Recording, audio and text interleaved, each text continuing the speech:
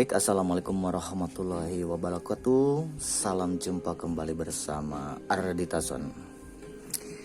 Baik, di kesempatan kali ini seperti biasa di channelnya Ardita Son, kita masih membahas mengenai peralatan elektronik yang mungkin bagi Anda yang suka dengan otak-atik. Apalagi untuk kesempatan kali ini saya akan mempraktekkan bagaimana sih cara membuat sebuah OSC untuk SMPS. Jadi untuk kali ini kita akan membahas tuntas bagaimana sih cara melilit sebuah OSC yang baik atau yang benar, yang nantinya bisa diaktifkan untuk sebuah SMPS. Oke, yang pertama saya di sini sudah perlihatkan ada beberapa trapoperit yang ukurannya yang bisa dipakai itu dari yang terkecil itu EE16, terusan juga ada EE19. Untuk kerennya ini sebetulnya bukan yang seperti ini, tapi yang biasa seperti yang ini, EE19. Terusan juga ada yang agak besaran, EE22. Nah, ini masih ada tulisannya dan belum dibuka. Ini masih ori. Untuk bagian dalamnya dulu, kita sebelum bagaimana cara melilit, kita pastikan dulu untuk di bagian peritnya atau kerennya, ini besi peritnya, nah harus yang tidak ada gapnya. Yang pertama ini, jadi diusahakan untuk di bagian dalamnya itu tidak ada jarak atau tidak mempunyai gap. Itu yang pertama. Mau di EE6 untuk ukurannya ataupun di EE19 itu untuk ukurannya, atau untuk bagian besi kerennya itu jangan sampai ada yang namanya celah udara. Dan jika ada celah udara, Anda bisa untuk yang sebelahnya itu di amplas dulu supaya bisa rata dan tidak ada celah. Itu yang pertama untuk mengatasi yang namanya panas. Oke. Terusan untuk yang kedua, cara melilit dari sebuah osilator atau OSC untuk bagian SMPS, kita lihat dari gambar skema. Yang pertama untuk gambar skema ini sudah dibalik untuk gambarnya, aslinya itu seperti ini. Namun nggak terlihat. Di sini ada bagian titik untuk bagian NP, ini titiknya di tengah dan berakhir di tengah juga di sebelah atasnya. Untuk bagian SN, titik yang pertama ada di bagian kanan di dekat NP. Untuk titik SN yang satunya lagi itu ada di atas dan berakhir ke bagian bawah. Nah, jadi kita harus mengikuti aturan-aturan dari lilitan-lilitan tersebut. Yang pertama untuk bagian NP.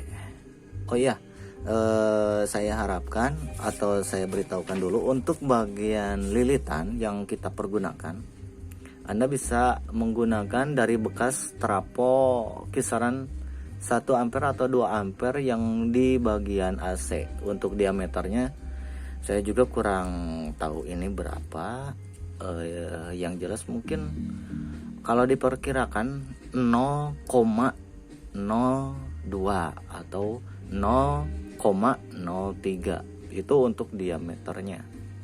Karena di sini saya belum punya alat ukur untuk mengukur diameter dari sebuah kawat lilitan. Tapi yang jelas ini ukurannya ukuran yang kecil. Kalau kita bongkar dari bekas trapo, bekas dari komputer, mungkin ada yang bagian kecilnya.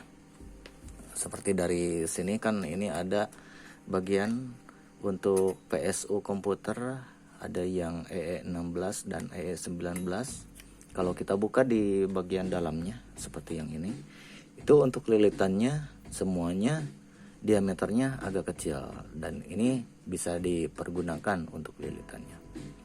Oke, jadi pergunakan untuk lilitannya itu lilitan yang diameter kecil. Jadi agar kalau kita melilit, karena aturannya itu kan untuk bagian NP juga harus menggunakan 190 lilit, berarti kalau diameternya besar maka ke bagian kumparannya ini tidak akan muat, tapi kalau memakai yang kecil pasti muat. Terusan untuk cara kerjanya juga, kalau memakai lilitan yang besar mungkin saja itu akan beda lagi bagian atau cara kerjanya, mungkin bisa panas atau untuk frekuensi bisa meninggi. Nah seperti itu. Terusan bagaimana kalau orang lain kan bisa menggunakan diameter yang besar, itu bisa menggunakan diameter lilitan yang besar, tapi untuk bagian traponya bukan yang kotak seperti ini, tapi menggunakan si bagian peritnya itu, si bagian traponya itu menggunakan keren yang bulat. Namun untuk ini tidak disarankan untuk dijadikan OSC untuk kore yang ini, karena ini untuk warnanya juga warna yang hijau, ini kurang pas untuk dijadikan OSC. Biasanya yang dipergunakan itu menggunakan kore yang warna hitam.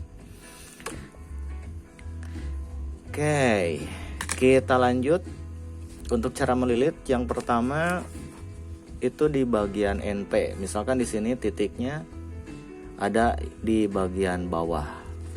Kita tentukan dulu di sini mempunyai berarti ada 6 titik. Jadi titik awal ada 3. Nah, 1 2 3, yang di bawah 1 2 3. Misalkan kita balikan, nah seperti ini posisinya. Nah jadi posisinya berarti yang pertama titik, yang satu yang bagian ini. Untuk titik 1 bagian tengah kita pergunakan untuk bagian NP.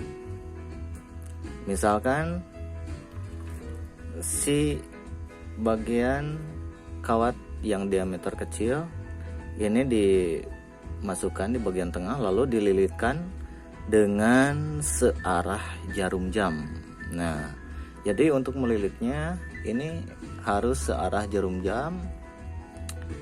Kita lilit dengan lilitan yang harus pas, semuanya harus rapi. Kalau sudah mencapai misalkan kesininya 30 atau 40, kita ulang lagi ke bawah dan kembali lagi. Kalau sudah 80 atau 90 kita masukkan lagi ke atas, terus sampai rapi semuanya sampai mencapai 190. Lalu kita masukkan titik akhirnya di bagian tengah, di bagian sini. Nah, di bagian sini, di bagian tengah. Jadi sama seperti yang ada di bagian gambar yang ada di skema. Titik awal NP di tengah dan masuk ke bagian titik akhir di tengah juga. Nah setelah itu untuk bagian SN, karena ini kan saya sudah dililitkan, ini sebenarnya udah ada lilitannya. Untuk bagian NP sudah, dari sini masuk ke bagian yang ini. Untuk bagian SN ada 2 cara. Yang pertama, misalkan titik awal yang SN itu, ini titiknya di pinggir di bagian bawah atau disamakan dengan titik yang NP. Kita titiknya di sini, berarti dari awal dari sini. Kita lilitkan kembali. Karena untuk bagian SN itu lilitannya itu sebanyak 20 lilit. Berarti titik awal dari sini kita masukkan lagi searah dengan jarum jam sampai 20 lilit dan berakhir di titik ini. Dari sini masuk ke bagian sini. Itu untuk bagian SN yang pertama. Nah, jadi seperti yang ada di gambar di sini. Titik dari sini masuk ke bagian sini. Jadi searah. Setelah itu kita bungkus memakai isolasi. Lalu yang satunya lagi kita cari titik awalnya. Titik awalnya berarti di bagian atas. Kalau tadi kan dari sini untuk titik awal, berarti titik yang SN yang satunya lagi ada di bagian sini. Nah, dari sini kita lilitkan kembali 20 lilit searah dengan jarum jam dan berakhir di sini juga. Itu untuk bagian SN yang terakhir. Lalu kita bungkus dan kita masukkan bagian keren perit besinya yang tidak mempunyai gap, jadi no gap. Nah, itu kita masukkan lalu di isolasi kembali dan saya jamin untuk langsung dicoba itu bakalan bisa berhasil. Untuk cara kedua, untuk bagian SN bisa dilangsungkan sekaligus. Misalkan titik awal kan dari tadi yang satu di sini, yang satunya lagi dari sini. Kita pasangkan dulu lilitan yang satu dan lilitan yang keduanya. Lalu untuk bagian pelilitannya itu dibarengkan, disamakan bareng gitu. Nyampe 20 lilit, tapi kita harus tahu untuk titik yang pertama di lilitannya masuk ke sini dan titik yang terakhir yang tadi SN yang keduanya itu harus berakhir di bagian sini. Itu bisa dengan cara dibarengkan. Itu biasanya lebih bagus karena untuk voltase bakalan seimbang. Beda lagi kalau yang satu-satu yang dililitkannya itu biasanya agak kurang pas karena mungkin karena induksi atau apalah. Kadang-kadang bisa saja dari perhitungan ada yang kurang.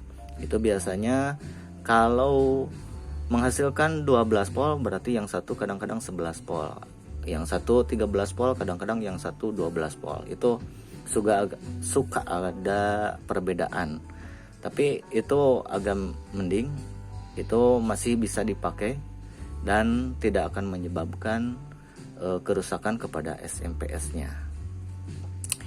Oke, dan mungkin untuk tutorialnya seperti itu, dan saya sudah mencoba beberapa kali dengan cara yang seperti ini dan semuanya ya alhamdulillah bisa berhasil seperti biasa yang dipakai yang ada di sini.